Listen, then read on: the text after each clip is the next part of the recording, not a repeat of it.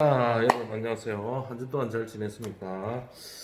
자, 우리는 지난 시간에 비만의 판정, 체중 증가 평가, 자, 브로카 지수, 그 다음에 체질량 지수, 자, 그 다음에 체질량에 의한 평가, 이런 것들, 그 다음에 뭐 피부 두께, 전기장, 그 다음에 단층 촬영, 자, 그 다음에 비만을 분류할 때, 자, 지방세포 증식 비만, 소아비만. 소아비만 같은 경우에는 어떻다? 예, 세포수 자체가 많다. 그 다음에 성인 비만 같은 경우에는 비만 세포 자체가 커져 있다. 자, 이런 공부를 했었습니다. 자, 거기까지 한번 뭐 쭉 기억이 나실 거예요. 자, 영양학이라는 거는 좀 밸런스를 잘 맞춰야 되는 것 같아요. 너무 한쪽으로 치우치면 많아도 문제가 되고요. 좀 적어도 문제가 되고. 자, 우리 같은 경우에는 이제 조금 과해서 오늘날에는 많은 문제가 일어나는데, 자, 이걸 반대로 얘기를 하면, 자, 반대 현상이 일어나죠. 그죠? 그걸 이제 습식장애라고 하죠. 자, 오늘날 같은 경우에 여성들의 몸매를 아주 지나치게 날씬한 몸매를 원한다. 그래서 뭐 각종 오만 다이어트 약들, 그리고 다이어트 하는 방법, 그러니까 원푸드부터 시작해서 뭐 하루에 한 끼 먹기, 그 다음에 뭐 나누어서 먹기, 그 다음에 기타 등등 다이어트가 뭐 한다, 자, 목숨 걸고 하는 게 뭐다, 다이어트. 자, 그래서 미국에서 연구를 했어요. 이 다이어트에 대해서. 자, 5년 안에, 5년 안에 실패할 확률들이 한 6, 70%, 그 다음에 10년 안에 실패할 확률들이 이제 한 90%, 한 10% 정도만이 이제 10년 동안 이제 다이어트 유지에 성공한다. 뭐 그런 이제 뭐 통계학적인 이제 부분들이 이제 나와 있고요. 자, 이러한 습식장애는 뭐냐면은 심리적인 장애다. 심리적인 장애. 자, 이런 것 같은 경우에는 비정상적인 식행동이다. 비정상적인. 자, 뭐 습식장애인데, 자, 지나치게 너무 많이 먹거나 먹기를 거부하는 행동, 이거를 습식장애라고 얘기를 합니다. 그런데 어떤 거는 먹고 나서 또다시 오바이트 하는 그런 것들. 자, 이런 것들은 언제부터 있었다? 로마 시대 때부터 있었다. 자, 로마 시대 같은 경우에, 자, 귀족들의 삶은 아주 삶이 풍요롭고, 즐길 수 있는 것들이 많았다. 그때 당시에 뭐가 나왔다? 뷔페가 나왔는데, 그 맛있는 것들을 계속적으로 먹기 위해서 어떻게 했다? 먹고 토하고 먹고. 자, 그랬을 때, 어떤 현상, 자, 위에 관략근 조절이라든지 이런 부분들, 많은 문제점들이 나타날 수 있겠죠. 즉, 건강을 해치는 그러한, 현상이 나타나겠죠. 그죠? 자, 그렇게 되면 어떻게 돼요? 신체 자체가 쇠약하게끔 된다. 자, 그런 이제 불균형으로 인해서 신경성 식욕부진이나 그다음에 과식증, 거식증, 탐식증 이런 형태가 나타나게 되겠죠. 그죠? 자, 이런 것들을 들 수가 있습니다. 자, 이렇게 해서 이제는 뭐 BMI 지수 뭐 이런 것들 자 있는데, 자, 신경성 식욕 부진에 대해서 한번 알아보면, 자, 남자들은 거울을 볼 때 어떤 현상, 물론 저 같은 경우도 해당이 됩니다만, 저 같은 경우도 이렇게 보면, 자, 약간 그거 하지만 과체중이지만 정상적으로 보고요. 여성들은 반대로 날씬하지만 뚱뚱한 형태로 인식하게 된다는 거. 즉 왜곡된 시각으로 이제 신체를 평가하게 된다는 거. 자, 이러한 현상들이 식사를 거부한다든지, 자, 그 다음에 너무 거부하다가 어떻게 되나요? 식욕이 아예 이제 없어진다든지, 자, 또 어떻게 되나요? 너무 거부해버리면 굶어서 죽는 그러한 형태들. 모델들이 좀 그런 형태가 있었죠. 그래서 이제 모델 업계에서 이제 뭐 그런 관행을 없애자 뭐 이런 이야기도 있었고요. 자, 그다음에 거식증 환자들, 자, 비만이 아닌데도 자, 거식증 환자가 이제 그런 형태인데 비만이 아닌데도 어떤 현상 자기가 뚱뚱하다고 느끼는 거예요. 그래서 극도로 수축에 지를 수밖에 없는 심리적 장애라고 볼 수가 있겠습니다. 자, 체중이 너무너무 감소하게 되면 힘도 없고 또 어떻게 되나요? 사망에 이르게 되죠. 그죠? 자, 그 다음에 성격이 내성적이거나 완벽한 사람들, 그 다음에 이기적인 사람, 그리고 지적인 사람에게 주로 나타나는데 또 뭘 동반한다? 우울증을 동반한다. 자, 그래서 이런 것들은 좀 여러분들도 너무 다이어트에 신경 쓰지 마시고 균형 잡힌 식단과 몸매 유지에 노력을 해야 된다는 거. 자, 주요 증상은 어떻게 되냐면은 너무 안 먹어도 에너지가 몸에 면역력이 떨어집니다. 그러면 어떤 현상? 저혈압이 나타나고요. 그 다음에 빈혈이 나타나고, 자, 백혈구 수가 감소됩니다. 그 다음에 변비가 생기고, 머리에 탈모가 생기고요. 자, 월경이 사라집니다. 무월경. 자, 이런 것들 같은 경우에 사망률이 5%에서 18%까지 굉장히 좀 많다고 볼 수가 있겠죠. 그죠? 높다고 볼 수 있겠죠. 자, 그 다음에 이제 뭐 칼슘 섭취가 부족하다든지 에스트로겐이 부족하다든지 자, 그 다음에 이러한 것들은 뭘 골다공증을 유발할 수 있다는 거 알아두시면 좋겠습니다. 자, 이런 거부하는 음식을 거부하는 네, 식욕 부진증이 있고요. 자, 반대로 신경성 탄식증이 있겠습니다. 폭식증이라고 할 수가 있고요. 자, 이런 것 같은 경우에는 반대로 식욕 부진과 반대로 어떻다 무조건 음식을 거부하는 게 아니고 예, 남몰래 음식을 실컷 먹을 때도 있습니다. 자, 주기적으로 폭식을 하고요. 장을 비우는 자, 그 다음에 또 굶어요. 자, 이렇게 뭘 한다? 교대로 반복하는 만성병이 있다는 거 알아두시고요. 자, 그 다음에 폭식하고 난 다음에는 죄책감이나 아니면 후회, 자, 이런 걸로 자책을 하면서 이제 인위적으로 이제 구토를 유발하는 그러한 형태가 되겠고요. 자, 설사제나 이뇨제를 막 먹는다든지 또 토하는 약을 먹어서 토한다든지 이런 거. 자, 폭식, 구토, 그 다음에 굶기, 폭식 이런 식으로 이러한 과정을 하다 보면 자 10kg 정도가 유동적으로 왔다 갔다 하는 거예요. 자, 굉장히 몸이 늘어났다가 줄어들었다가 늘어났다가 줄어들었다. 자, 이거는 뭐 거식증과는 음식을 거부하는 것과는 달리 생리는 정상적으로 이제 나올 수가 있습니다. 자, 이런 것들은 이제 대인관계도 좋지 않고 사회생활에서 좀 고립되는 경우가 많습니다.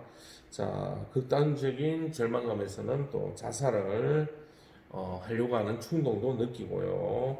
또 식도와 위장이 파열되고요. 또 그 다음에 뭐 각종 식도염, 그 다음에 지하 에나멜층이 먼저 부식되는 자 그러한 형태가 되겠습니다.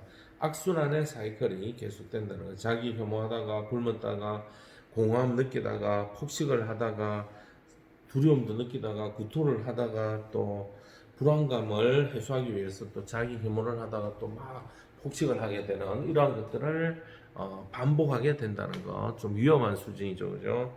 자, 이런 것들이 있다는 거. 자, 그 다음에 비만의 치료 이러한 것들에 대해서 치료를 해야 되는데 두 가지 요법이 좀 필요하겠죠, 그죠? 어떻게 본다면 뭐 세 가지 요법인데 두 가지 요법은 운동하는 거하고 식이요법, 적게 먹는 거하고 뭐 적게 먹는 거, 자 이런 형태가 있는데 자 적게 먹을 때 어떻게 먹냐면은 천천히 먹어라. 음식을 먹되 골고루 먹되 천천히. 자, 왜냐하면은 인간의 뇌에 전달되는데 식욕 중추가 밥을 먹고 나서 이 짝에 뇌에다가 됐다 배부르다고 느끼는데 시간이 30분 정도가 걸린답니다.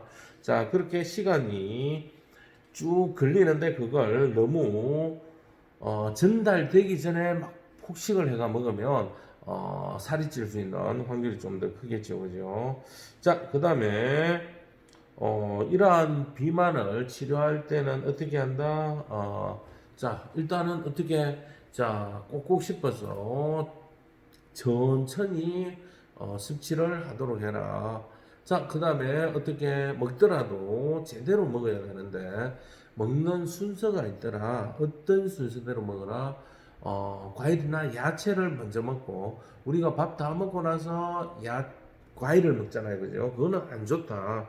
자, 과일과 야채를 먼저 먹고 난 다음에, 그 다음에, 탄수화물이 아니라, 이제, 단백질 형태, 고기류, 이런 것들을 이제 좀 먹으시고, 그 다음에 이제 탄수화물을 먹으면 그 탄수화물에 대한 섭취가 적다는 거, 아시겠죠? 양을 적게 먹을 수가 있고, 그걸 가지고 이제 활동을 할 수가 있는데, 그렇게 먹는 것도 건강의 한 방법이다. 자, 그 다음에 아까 밥그릇을 좀 적은 거에다가 담아라. 자, 큰 밥그릇에 담으면 어떤 현상? 이 음식을 담으면 음식이 아주 적다고 느껴져요. 그 다음에 작은 데 담으면 풍만하다고 느껴져요. 자, 이건 나의 얘기가 아니라 조사를 했어요. 자, 뷔페 식당에서 학생들을 대상으로 마음껏 먹을 수가 있는데 큰 접시를 가지고 먹는 친구, 그 다음에 작은 접시를 가지고 먹는 친구에 대해서 분석을 했을 때 큰 접시에 있는 걸 먹은 친구들은 평균 양이 한 30% 정도 더 많이 먹더라. 그렇게 먹고도 어떤 느낌을 받는다? 자기는 많이 먹지 못했다는 그런 느낌을 받고요. 작은 접시에다가 먹은 친구들은 충분히 먹었다고 생각하는, 자, 시각적으로도 좀 먹었다고 생각되는, 자, 그러한 면이 발생되더라. 자, 그런 부분들이 있고요. 자, 그 다음에 이제 이런 식사요법과 운동요법, 자, 이런 운동요법 같은 경우에도 가장 좋은 것은 유산소와 무산소를 같이 반복해서 하는 거. 어떤 식으로 하냐면요. 자기가 힘찰 때까지 앉아 뛰는 거예요. 되게 많이 뛰는 건 아니라. 자, 그 다음에 어떻게 한다? 그 다음에 또 걷는 거예요. 무조건 유산소로 계속 걷기만 하는 운동이 아니라, 또 그 다음에 계속 달리기만 하는 운동이 아니라, 적절하게 활용을 하는, 자, 그러한 요법. 아시겠죠? 좀 달리다가 자기 힘에 붙인다 싶으면 이제 또 천천히 걷고, 또 괜찮다 싶으면 좀 뛰는 그러한 운동요법. 자, 그 다음에 이런 걸 먹는 거와 같이 부합을 할 때는 어떻게 하냐면은, 자, 과일을 먹고 운동을 해라. 그러면 훨씬 더 운동 효과를 극대화할 수 있기 때문에, 자, 그러면 필요한 에너지들을, 과일은 금방 배가 고파지고 무리가 가지 않기 때문에 좋다는 거예요. 그리고 어떤 현상, 운동이 마치고 나면 1시간 이내에 뭘 먹어라?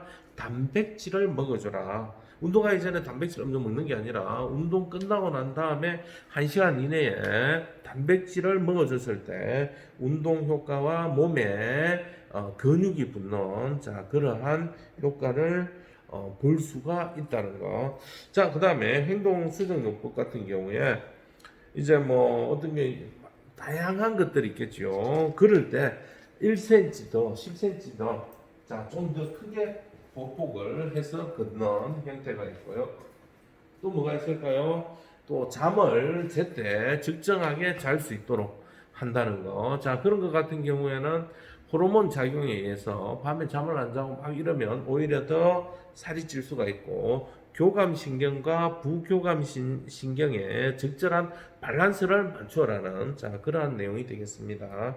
뭐 그 외에도 자세 바른 거, 뭐 굉장히 좀 다양한 방법들이 있겠죠, 그죠? 자, 그런 뭐 밥을 항상 일정하게 먹어라. 자, 근데 이게 제 말이 100%가 아니라 상황에 따라 틀릴 수도 있어요. 남자, 여자 상황도 틀리고요. 영양 상태가 틀리고. 자, 예를 들자면은 어린 아이 같은 경우, 발육에 필요한 친구들 같은 경우에는 하루에 3때를 먹어라. 이해가 되세요. 자, 그런데 나이가 들은 중장년층 같은 경우에는 그렇게 3때를 다 챙겨 먹으면 안 된다.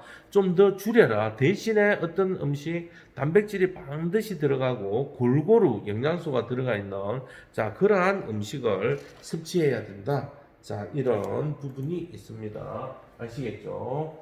자, 그리고 자, 뒤편으로 한번 볼까요?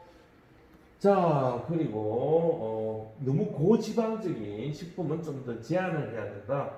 자, 그리고 섬유가 많이 들어간 야채, 그 다음에 이런 것들은 어떤 미네랄은 많은데 수분의 90%지만 어떻다 각종 무기질 이런 것들이 많고요. 그 다음에 식이섬유가 있으면 대장 활동 그리고 배변 활동 이런 것들에 도움이 된다는 거. 그걸로 이제 배를 좀 채우시면 좋겠죠. 그러면 만복감이나 변비를 예방할 수가 있고요. 자, 보통 체중 일주일에 한 0.5kg 정도 감량을 식사요법으로 할 수가 있다는 거. 너무 굶어버리면 반대로 역효과가 나타난다는 자, 그러한 내용이 되겠습니다.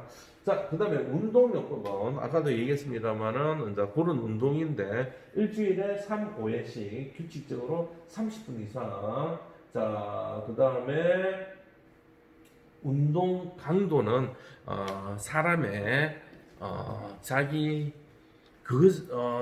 체력에 맞게끔 하는 게 가장 좋다고 합니다. 여기에 절대적인 기준으로 그렇게 하면 안 된다는 거 아시겠죠? 자, 아까 식사요법도 얘기를 했습니다. 자, 행동수정요법. 자, 너무 엘리베이터만 이용하는 것보다 계단을 이용하는 거라든지 속보로 걷는다든지 또 그 다음에 조깅이나 수영이나 아니면 자전거를 탄다든지 이런 부분들 좀 활용을 하면 아주 좋겠습니다. 자, 조깅 같은 경우 200칼로리를 소비하려면 한 14분 정도 뛰면 됩니다. 자, 그런 정도의 칼로리 계산법. 자, 행동 수정요법. 잘못된 습관을 고치는 거. 자, 아까도 얘기했는데, 잠이라든지 또 요요 현상이 안 생기도록 두 가지를 적절하게 운영하는 거. 자, 이런 현상. 자, 요요 현상에 대해서 한번 알아보도록 하겠습니다. 예, 끝이네요. 자, 요요 현상 같은 경우에는 뭐냐면은 먼저 반복적으로 다 아시다시피 뺐다가 쪘다가 하는데 자, 이런 것들 같은 경우에 자, 저에너지식을 먹을 때 단백질을 꼭 보충을 해주고 운동, 유산소 운동도 뭘 해야 된다? 병행해야 근육의 손실을 막고 기초 대사량을 일정하게 유지할 수가 있다는 거 알아두시면 좋겠습니다. 자, 다이어트 할 때는 이제 얘기할 때 보통 제한식이라 해서 식사를 한 1400kcal까지 조금 조정을 해야 된다. 너무 과하게 단시간에 하는 것도 문제가 된다는 거 아시겠죠? 자, 기초 대사량이 보통 이제 토탈하면 남자는 한 2000, 여자는 한 1800 정도 되니까 이걸 이제 적정 수준에서 조금 한 20% 정도 낮춰서 활용을 점차 줄여가는 것이 좋다. 참 쉬운 건 아니에요. 자, 그 다음에 좀 과한 사람 같은 경우에는 좀 1200칼로리로 조금 더 강하게 그 다음에 이제 단시간에 좀 그거 할 때는 한 1000칼로리 정도 모든 먹는 밥에 우리가 하루에 필요량의 절반 정도만 먹는 자 그러한 방법이 되겠습니다. 자, 이런 것 같은 경우에는 1000 이하로 너무 적게 먹어도 어떻게 되나요? 다시 비슷하죠. 그렇게 되면 요요 현상 일어날 수도 있다. 그러면 그렇게 되지 않으려면 운동을 해야 된다. 왜 운동을 해야 되냐면은 기초 대사량 증가도 있지만은 필요한 영양분을 못 가져가니까 어디에서 근육에서 빼간다. 그러면 그런 게 근육에서 빼가다가 안 되면 나중에는 어디에서 빼간다? 뇌에서 빼간다. 아시겠죠? 그 다음에 뼈 안에서 골다공증 그런 데서 빼간다. 자, 그래서 적정하게 먹으면서 관리를 하는 관리법이 필요하다. 건강하게 아시겠죠? 자, 좀 쉬었다가 또 진행하도록 하겠습니다. 다이어트에 관련된 내용이었습니다.